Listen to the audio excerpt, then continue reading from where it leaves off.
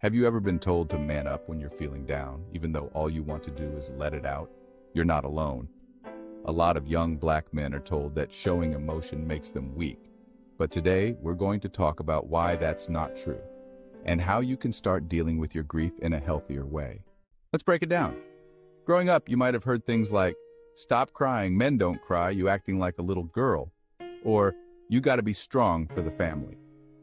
These are all examples of cultural pressures on us to keep our emotions locked up. But what happens when you hold all that in? It doesn't go away, it just gets bigger, and it ultimately causes way more problems than you want to admit.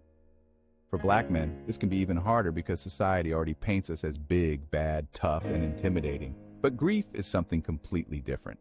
Grief doesn't care about how much of a tough guy you are.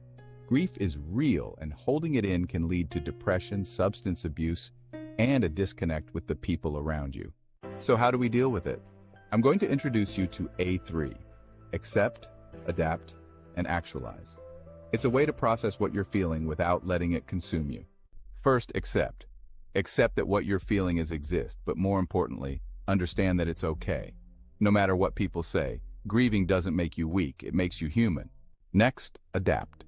Find ways to express your grief in a healthy way, like talking to someone, journaling where you are writing down your feelings, or believing in the power of prayer. One thing to note is that adapting doesn't mean letting go of the pain, it means finding a space for it. Once the space has been found to deal with it, you are ready to actualize. Once you've accepted your grief and adapted, you're ready to actualize by looking at how you can use this experience to grow. You might find that opening up helps you connect with others, or maybe it pushes you to be a leader in your community.